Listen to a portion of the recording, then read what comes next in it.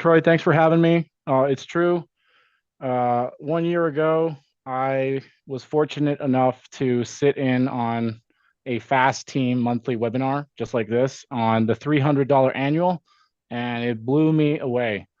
I had never learned so much in like 40 minutes. Troy just kind of blew through the 40 things that they could miss when you do the $300 annual.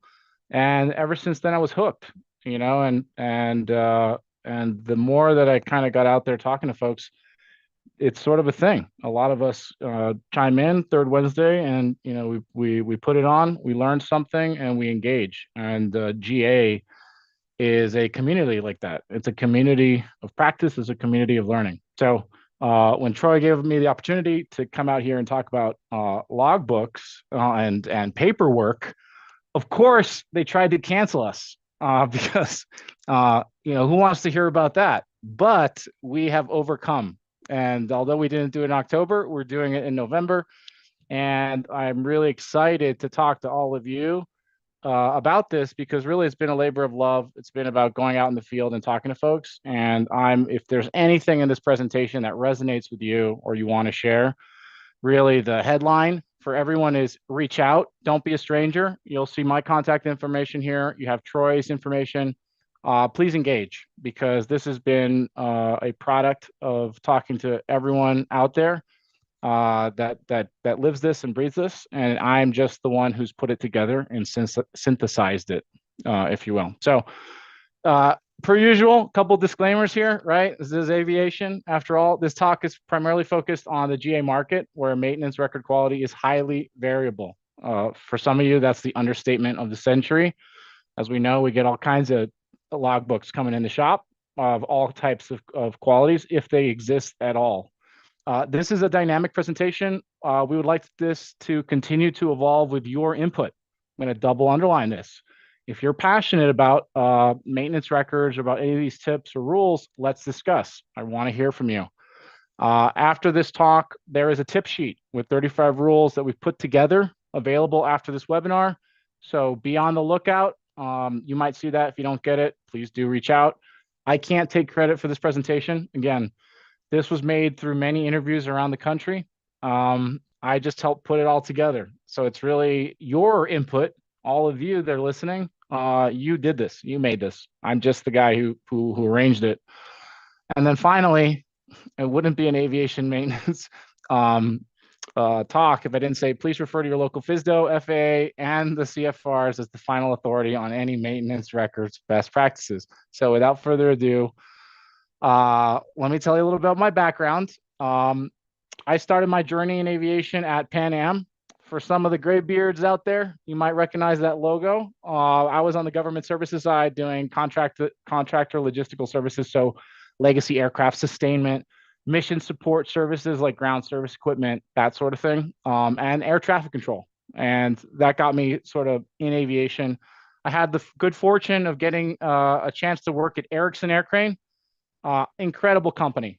The folks there bleed orange, Part 21 OEM, Part 133 and 135 operator, and a Part 145 repair station. So talk about an education in aviation. We built them, we flew them, and we repaired them. So I had a chance to sort of learn soup to nuts, how to keep aircraft, how to make them and how to keep them flying. As you know, helicopters, we did a lot of aerial firefighting and dirty jobs all over the world. It was a tough challenge, but there's a good team. Good place to cut my teeth. From there, I went on the software side. I've been working with a company for a few years called Intera. We coalesce all of the aerial firefighting data that's happening out there in California, Washington State, Oregon.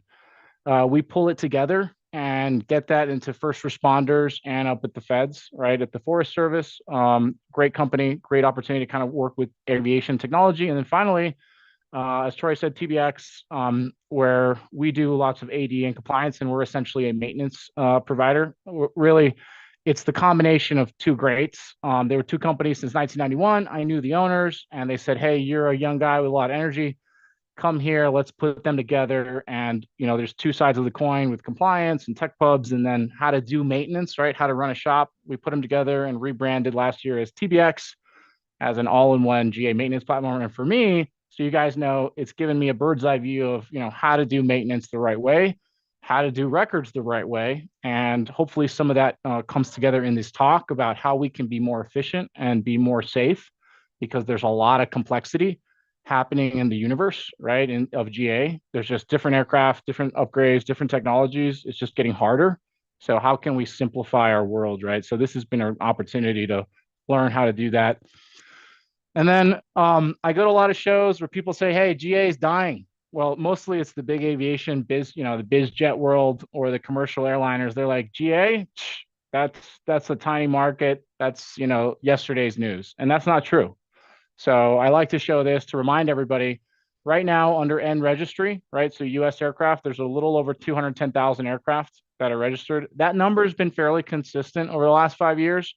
However, flight hours, and that's not what I show here. Flight hours just continue to grow. What I show here is that within this universe of flight hours and GA aircraft, it's all about piston. This is a piston world. There's 170,000 piston powered aircraft in GA. That's 80% of the fleet, right? So from a number standpoint, GA is big.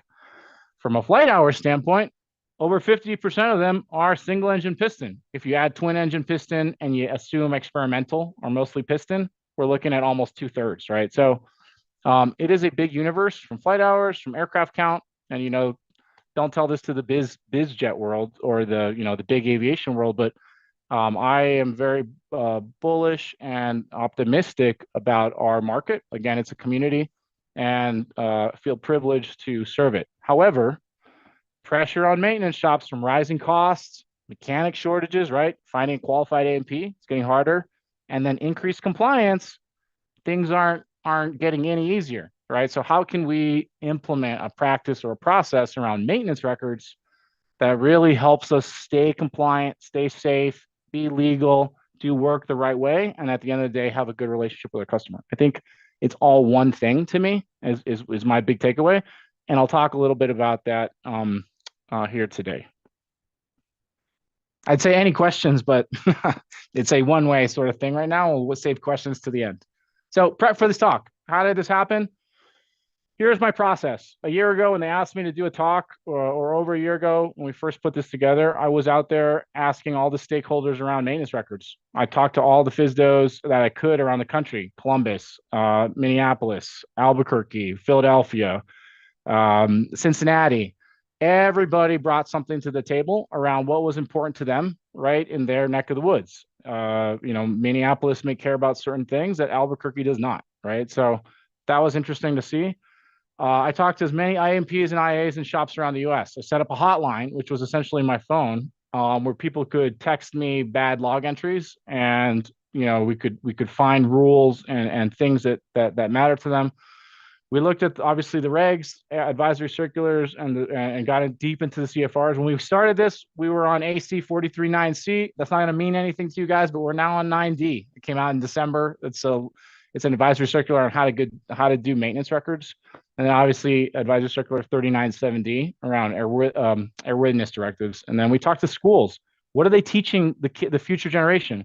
I know today there's some students out there, right? I'm really curious to get your feedback, how you feel about what they're teaching you. And we talked to the instructors and tried to understand what are they teaching future A&Ps about doing good entries. We even made a cheat sheet. This is available if you students. This was like catnip when we visited schools around the country. 43 and 91. And another FSDO said, "Hey, if with the FARs, if you stare at it long enough, it all makes sense." And I can attest. I have it here in front of me on my desk, and we provide this for free. If you're interested, we can send you one. But this has helped me stay really on top of the FARs. Nothing gets you in better, and then earmuffs to the FAA. Nothing to everyone out there. Nothing gets you in better graces with the FAA than if you can start to rattle off FARs off the top of your head.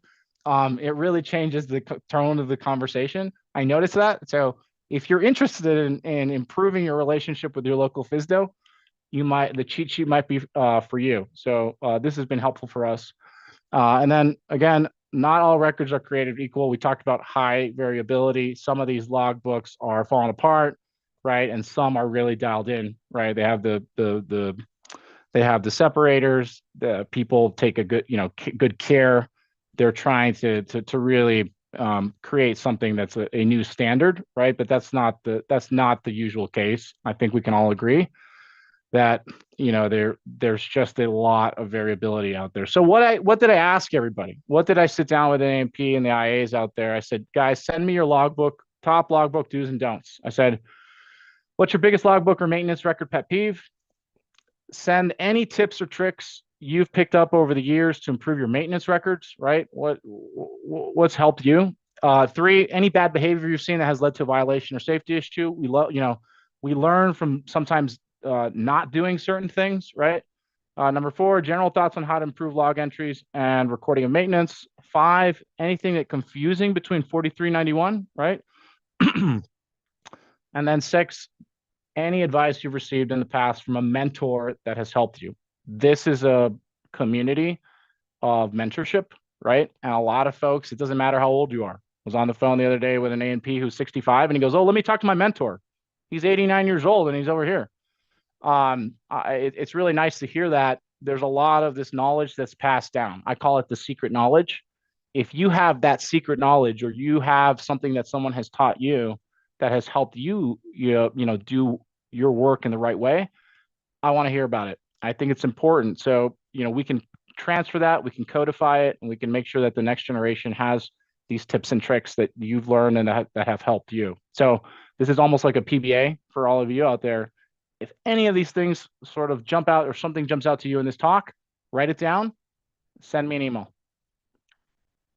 Okay, first part of maintenance records, and the first part of like, how do we set the stage? There are some common themes across all stakeholders within GA. I don't care if you're an operator, a maintainer, a pilot, or an AMP, right? There's some common themes around this. There's two parts to this job. There's the work, and then there's the paperwork. And a lot of folks that we talked to said the paperwork was equal or more important than the work itself. And part of that was, hey, this could get you in trouble. The second one was professionalism. There were folks, this is a job that you can't just walk off the street and do. You got to get your certification.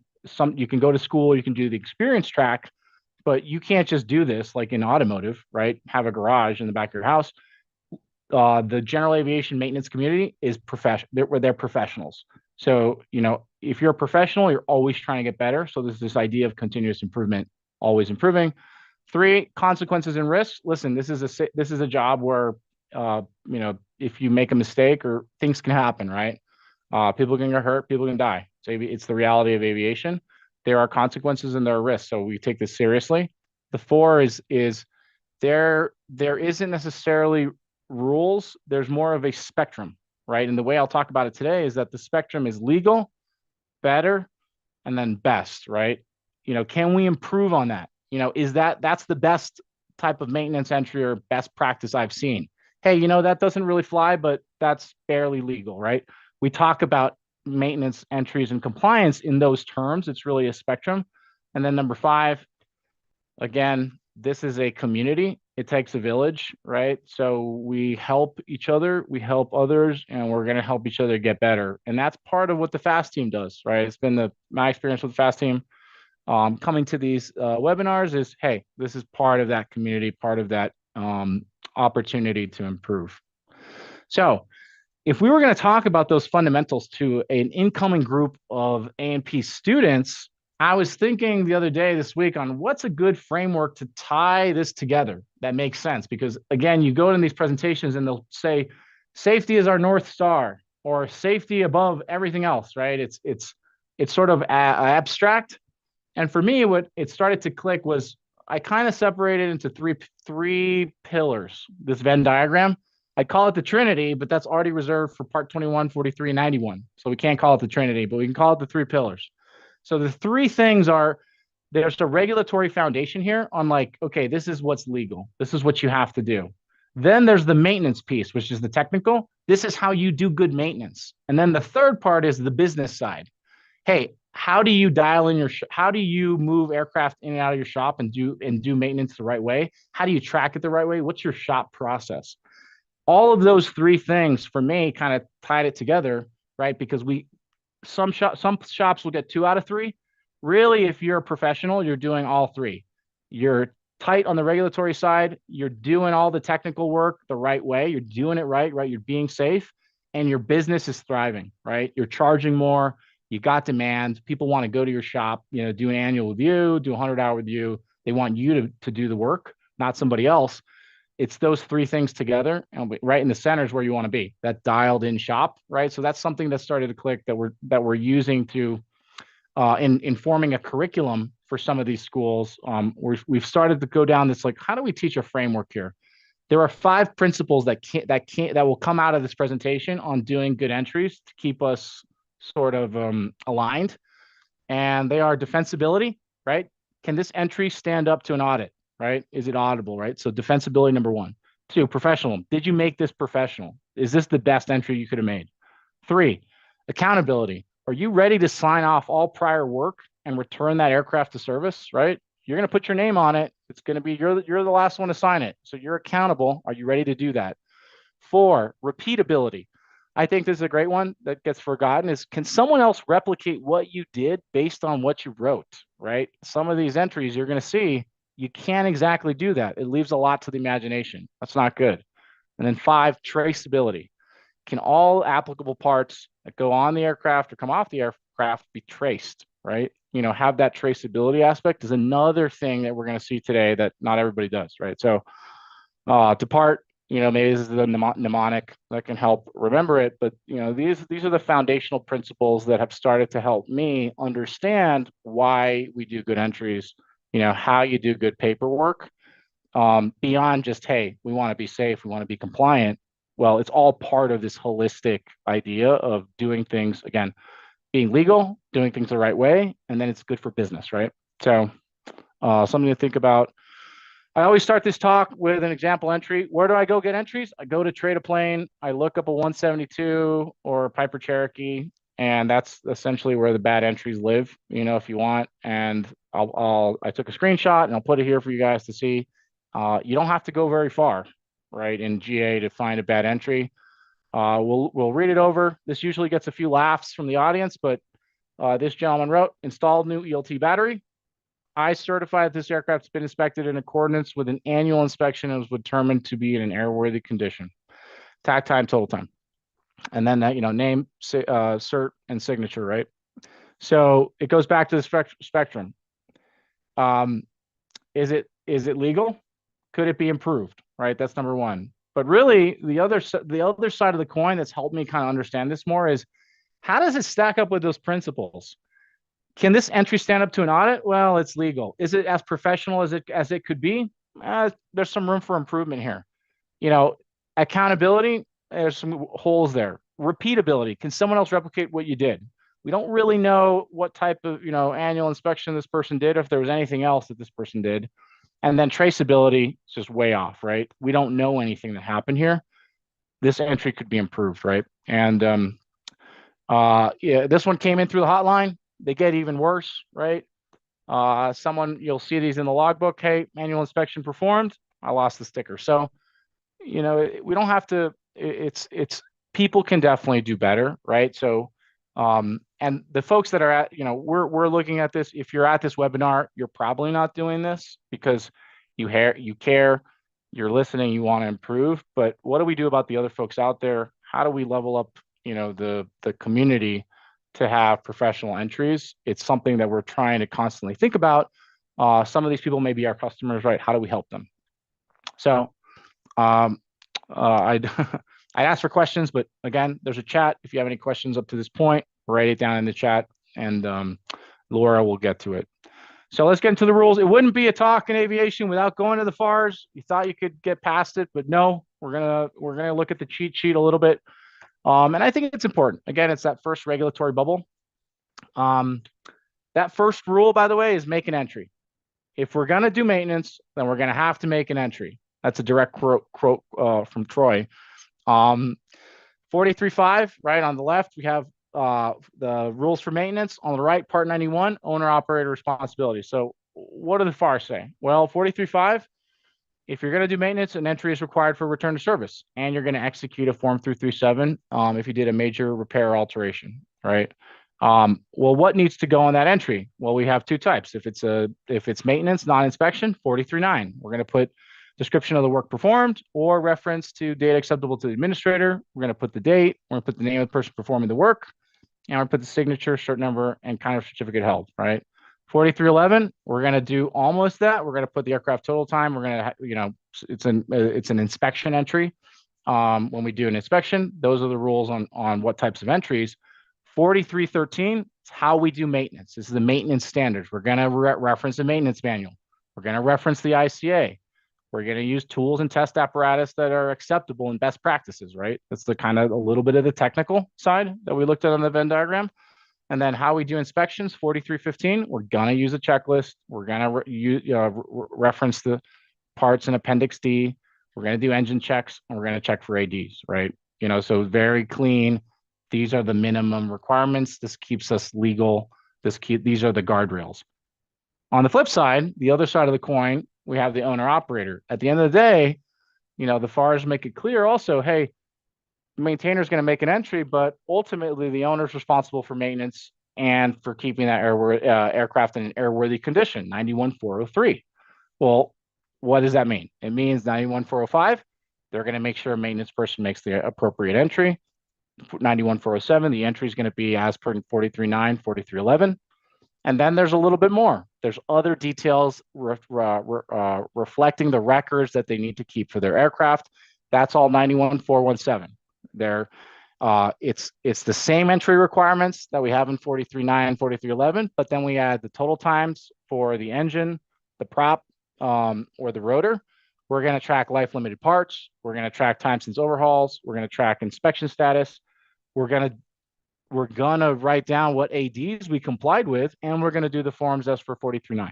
So what we have here is two sides of the coin, right? We have a checks and balances, right, between 43, between 91, and it really is to make sure that everybody is on the same page when we're talking about maintenance records and keeping aircraft in an airworthy condition. How do we prove that this happens? So I would love to tell you that everyone's doing this. Unfortunately, there's a lot of ghost entries out there. There's maintenance done on the aircraft. There's no entry made. Or there's preventative maintenance that's done by the owner. They don't realize, hey, preventative maintenance also needs to be tracked. You don't get off the hook just because it isn't, it isn't maintenance. So there's all these things that we need to, this is a good sort of framework to keep us aligned. So I like to take it back to the airworthiness certificate. The maintenance record is required for approval to return to service. If you remember 43.5 or 91407, in the airworthiness certificate for your aircraft in box 6, it'll say here, unless sooner surrendered, suspended, revoked, or termination date is otherwise established by the FAA, this airworthiness certificate is effective as long as maintenance, preventative maintenance, and alterations are performed per the applicable FARs, and the aircraft's registered in the United States. That, my friends, verbatim is 21181A1. And I was reading, you can see around me. It feels like I'm in the belly of the FAA here in the records room. I was sitting down last night reading part 21, and I came across 21181. I go, that's it. That's box 6.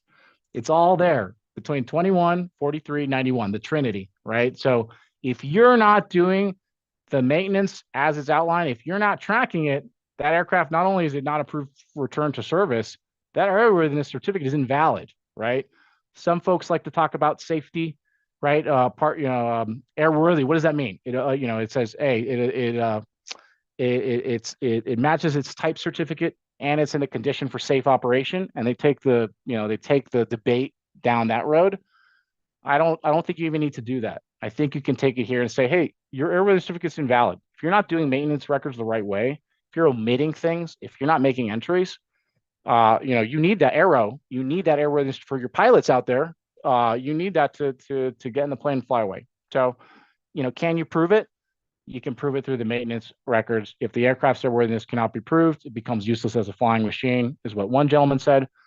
I get some questions from the crowd about AOG. Hey, what do you do if you're in the middle of nowhere and someone comes and fixes something? That's fine. Great. What they do, or unscheduled maintenance, what they do is send multiple. The mechanic can send one to give one to the owner, put one in the maintenance binder. or promise that when you're back at your office or back at your desk, you can send them one, one forward to their hanger that they can put into the maintenance book. And I think thinking through those things, there's really no excuse. It doesn't necessarily have to be at that moment, right? The best entry you'll see, if it's a scribbled piece of paper because you're out in the middle of nowhere, I get it. But how do you prevent that entry from being forgotten? Because that can happen. So number two, every IA curses at the Sanskrit the IA left before him. And you can see here with the Rosetta Stone or the hieroglyphics in front, if you can't read it, what good is that for us? Again, it goes back to repeatability. Can someone else replicate what you did based on what you wrote? If you can't read it, it's sort of a moot point. No one knows. And this person is probably from yesteryear, so they're probably not around to ask, right? You can see here, there's probably some old ADs there. I see 87-2003. So Advisory Circular 439C, now 9D, and gives us some guidance on this. And they say maintenance records may be kept in any format that provides record continuity, includes required contents, lends itself to the addition of new entries, and provides for signature entry, and is intelligible. You got to be able to read it. If you can't read it, it's almost like you didn't make the entry, right? So if you have doctor script or you don't have the best handwriting, you might want to consider using software, use a computer at this point, and I'll show you some examples of that. So even in the schools, I don't know if you guys know, but they're not teaching future A&Ps how to write anymore. They don't know how to use a pen or a pencil. And the instructor, I went through a bunch of student binders, work orders, and the instructors, they're starting to feel the brunt of the future generation can't write, work on your penmanship is written here in this young gentleman's work order. But that, someone said the teacher's handwriting is not even that much better. So the new generation has even more reason to sort of, if you're a student out there, again, and you have some handwriting issues, maybe you should use a computer.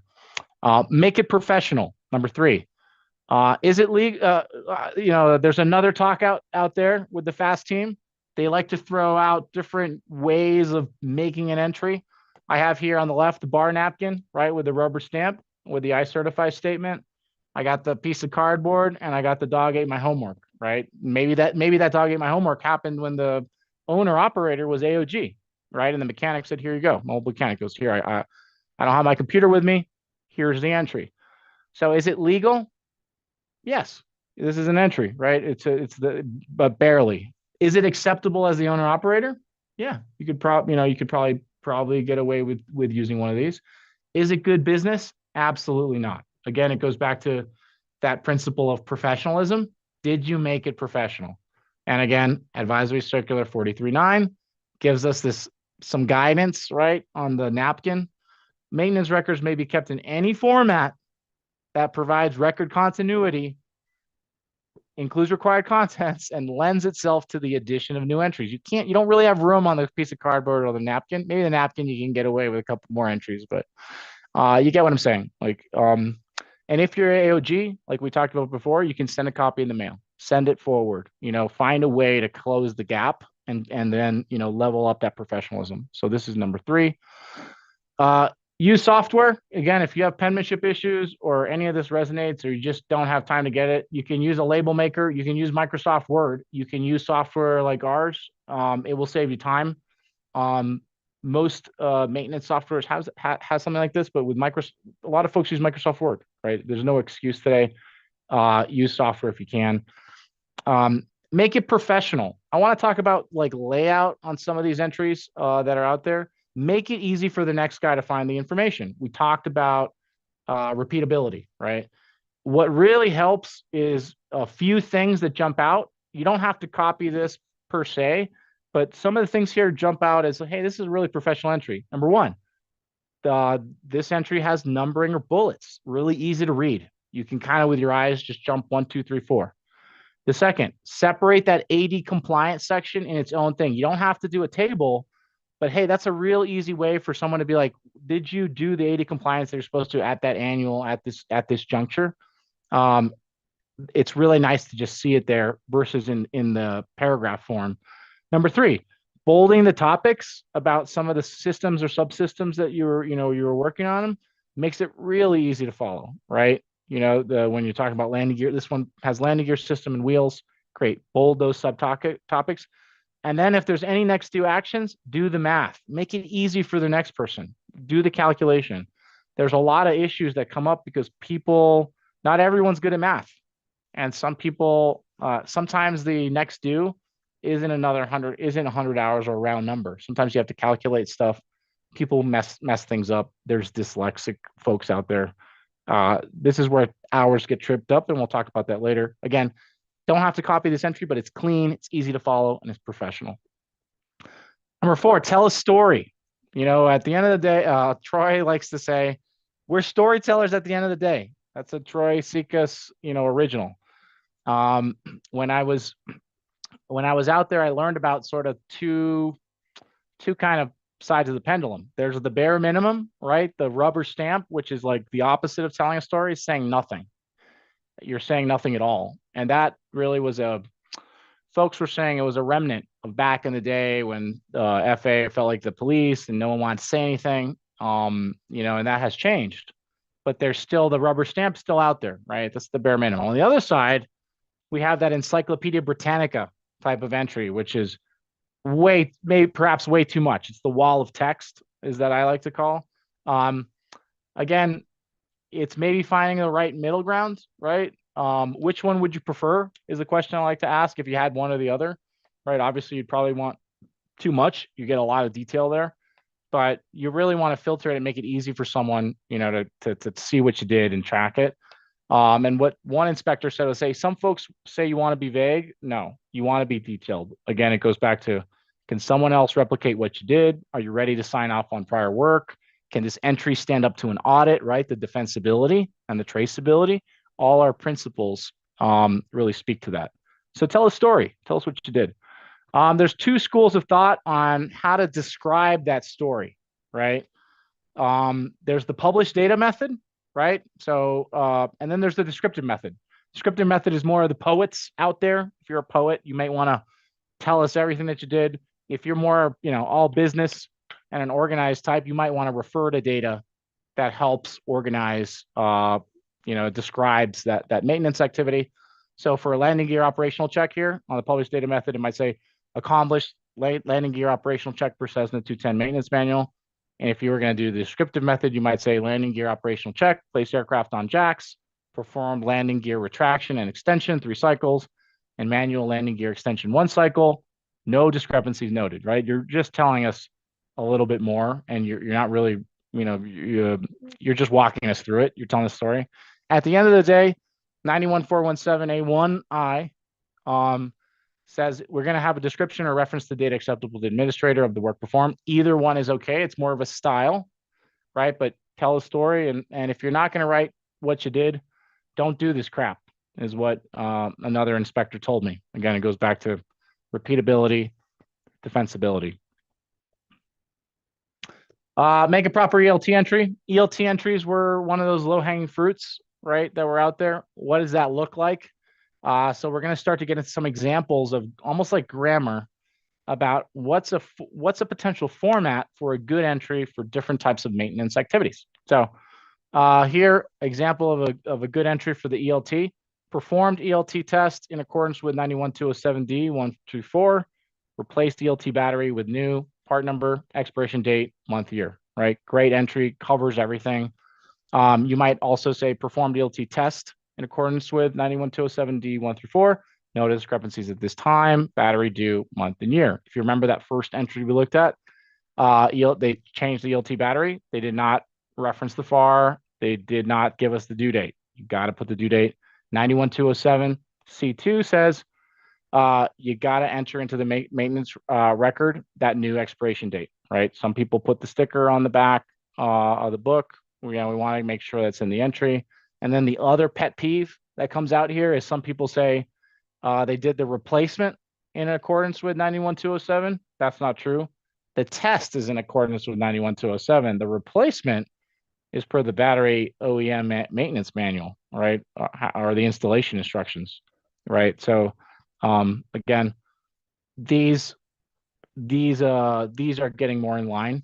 But there's still about 1 in 10 where you look at it and you go, hey, that's a terrible battery entry. Does this person, it kind of ask more questions?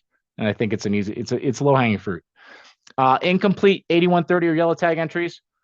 Example of a good entry with 8130s: installed, add customer supplied if customer purchased part directly, insert condition from the 8130, i.e., overhauled, inspected, repaired, serviceable new. Condition, part number, serial number, description of part from the 8130, insert work done from 8130 tag, i.e., overhauled, inspected, repaired, manufactured by FA, certified repair station under work order, whatever. So we've all seen logbooks with no 8130 or tag attached. Again, we want to have that traceability, on that part. Is that a airworthy part? Let's get out that 8130 or let's track that. Some other examples here below: installed, overhauled, condition, part number, serial number, fun valve, overhauled by FA, certified repair station ABCD 123 under work order 1234. So, it doesn't have to be too complex. Above, we provide a formula, if you will. And as you can see below, it doesn't end up being too complex. Again, installed, inspected, serviceable, condition, part number, serial number, fun valve, inspected by A&P under this work order, right? We want to make sure that we're tracking 8130s and the yellow tag entries in the maintenance record. Some other things that came that were sort of, a hodgepodge of thing is a lot of FSDOs told me, hey, don't come to me to get a field approval when there's an STC that already exists. 91403, STC alterations require owning STC or written permission from the holder. You can't use the field approval to skirt the STC. That's why there's an STC, right? That still happens. There's a few areas of the country that this is like a big deal. Sharing that. Minor alterations documented as major. IA is a representative of the FAA. Use your best judgment and back it up. A lot of FSDOs out there were like, it's up to you. You don't have to default to major all the time. Is this primary structure or not? Back up the decision. A lot of FSDOs out there were okay with that, and really we're trying to push it down to the community. 337s with no ICA. Again, there are instances where the ICA never gets completed. That's not good. We want to make sure that that gets completed. And then even worse, the ICA gets lost or the packet gets thrown in a drawer and nobody knows if there's any time requirements, i.e. change the battery in glass avionics, or the tail beacon inspections. I was just looking at the U avionics ICA and the corrosion and what you're supposed to look at every year. How many people are doing that? So again, FSDOs are starting to kind of look at this, right? Are you doing that? Are you tracking it? And then number 5, 337 not being filed with the FAA. This is happening way more often than I would like to admit. Again, copies given to the owner, put in the maintenance binder, but it's not in the permanent record in Oklahoma City, which technically, if you're going to execute the form, it's part of that 43.9 and making sure that gets there. If you haven't got your records from Oklahoma City for the aircraft that you work on, you'd be surprised, and not all the records are matching what's in the maintenance binder, right? There's a big gap. That's out of compliance, right? So it's something that we're paying more attention to. If you're working on a discrepancy that is tied to an STC, field approver, or major alteration, remember to reference the ICA. Hobbs versus TAC, big issue out there. It's very common. Every shop that I've visited, almost every shop that I've visited, has a bunch of logbooks on a desk in the corner, and the inspector or the shop owner will be like, that's my headache right now. That's my nightmare. The times are off by 350 hours, 400 hours. It's not like it's 5 hours. It's big numbers that are tripping through all sorts of compliance, AD compliance, life limited parts, overhaul times. What does that mean for the last 300 hours if that's happening? There's a huge risk here. So there's a lot of folks that they said most people don't go back far enough in the logbooks to come up with the correct times. So the times can be really off and hundreds of hours, right? So where to be extra mindful? There were 4 areas of concern where this happens. When the TAC or the Hobbs gets switched out, right? You're going to service it. You put it back. It's got a new time, gets missed. Mechanic switch. One's using TAC, one's uses Hobbs. and no one catches that. Owner may mandate the hobs because guess what? Some pilots are really lazy and it's easier to check the hobs than it is the tack, right? And then says, hey, I want you to, we're going to use the hobs here. And there's a mismatch there in terms of philosophy of what's the correct time. Or the hobs is running in the shop on jacks, right? When you're doing that landing gear check. But that's not going to move the hours too far off again, but still, it could put you out of compliance. So this is happening a lot, something to think about. How far back do you want to go to make sure you have the correct times? If this is a problem for you, I'd like to, or if something's missing here, I would love to hear from you for the community out there. If there's other things around these times, because all of the work that we do is driven off the time. So if there's more drivers of wrong times, I want to hear about it. Other pet peeves that came from the community: wrong FARs, 91702. That's not a FAR. ELT as per 91407. That doesn't make sense. Right away, it's a little bit sloppy and it can make you look bad. If you can't get that right, what else are you messing up, right? It begs a lot of questions. Misspellings, again, it's sort of not professional. Lubrication, right? That was a funny one. Someone made that word up. Leaks. Leaks is a is a vegetable. Missing part number or serial number, right? Spark plugs, tires, filters. You all seen it. How do we make sure that we're putting that traceability in there? Scratching stuff out, it's a little bit sketchy, right? 4312. Are we altering a record? Again, initial and date, and then only cross out and strike stuff that you wrote down. Unapproved parts, we're finding in GA, there's a lot of motorcycle batteries, automotive connectors, auto parts all over the place. Again, that's not compliant. Unapproved mods, right? Owners putting the Thunder tire on it because they think they can do preventive maintenance on the tire. Or non-field approved 337s that are more than minor, right? The flip side of the minor and major that we talked about. Or missing the name of person performing the work. This was a big one. Again, 439. If somebody helped you, someone did maintenance, and they're not the person who's signing off on the entry, you got to put their name. So if someone helped you, let's track that. Let's put their name down. Again, if there's anything that we're missing here or something that jumps out at you, I want to hear about it. We're really trying to fine tune and find from the community. Again, this thing gets better every time we give it because somewhere out there, one of you guys has one and says, hey, you know what? This would be a great one to add. So just if you have it, write it down right now so you don't forget. Let's talk about airworthiness directives. The number one pet peeve out there in the market related to maintenance records by far and away, it wasn't even a competition, was all ADs complied with. And someone said, when I see all ADs complied with, my blood goes cold. Goes cold. And I asked him a year ago, how often does that happen? And he just picked up a random logbook and flipped through it and then said, right here. And I thought it was like a magic trick at the time. Now I realize it's par for the course, right? Pick up any logbook and you'll find it. All ADs complied with. All ADs check for compliance. What it says in this one. Again, 91417 A25. The records must include the current status of applicable ADs. You got to put the method of compliance, the AD or safety director number. You got to put the revision date. A lot of people don't do that. If the AD or safety director involves recurring action, got to put the time and date when the next action is required. So that's on 91. What about 43? Our AD's maintenance. 43.9 is, again, if you're going to do maintenance, we're going to have to make an entry, right? AD, complying with ADs is maintenance. So when ADs are accomplished, maintenance persons are required to include the items specified in 43.9 A2, 3, and 4, which is basically, put in the date of completion, the name of the person performing the work, you're doing maintenance. And then in inspections, AC 39.7D gives guidance here because you're like, hey, I'm doing an inspection.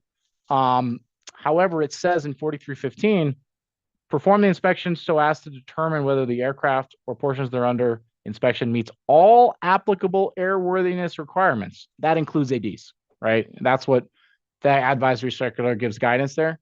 It's all applicable airworthiness requirements. That's ADs. So all ADs complied with. If you put that, did you comply with them? Where's the proof? Can someone else replicate what you did based on what you wrote? I have no idea what this person did, right? You don't have any idea. None of us do. So again, accountability, repeatability, defensibility, and traceability. Again, those principles have been helping me kind of stay honest with some of these entries. Almost, it's not as bad, but see referenced AD sheet. This one has a kind of a double. All ADs complied with, reference compliance list, like reference the sheet. If you complied with an AD, put it in the log entry. Just because you have the sheet in the front doesn't get you off the hook to put it into the entry. Now, the sheet is really good to stay organized because guess what? There's like, dozens of ADs on these engines, on these airframes.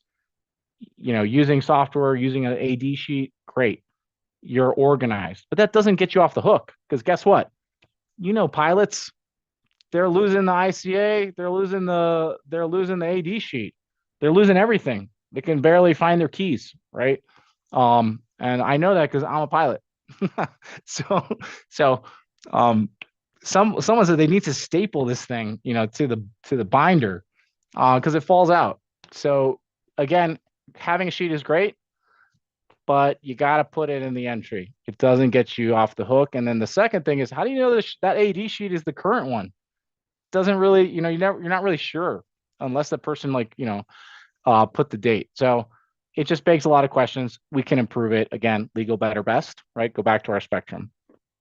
So how can we improve an entry that's CW complied with? Since AD compliance is maintenance, AD compliance should be signed off with more than CW, PCW, or NA.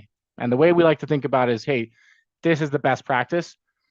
AD such and such complied with by means specified in the AD, inspection, records review, installation of parts, reference the paragraph. A lot of people forget what paragraph, by this A&P, your cert number on this date, this many hours on the aircraft, put the description of the work, again, part number, serial number removed, part number, serial number installed, that traceability, insert appropriate maintenance manual or component maintenance manual, insert appropriate SB or other guidance from the AD, add no further action required, or insert next due. That is a robust AD entry. And there are people out there who are doing it in this way. So, really, if you see someone doing that, wow, you sort of get the feeling that they have a dialed in shop. Again, AD complied with his maintenance. So 43.9. Signed off with, again, NA. We can even make our NAs much better. NA, some people, they just put NA. Let's make it, trust but verify. Show me how you got to that decision.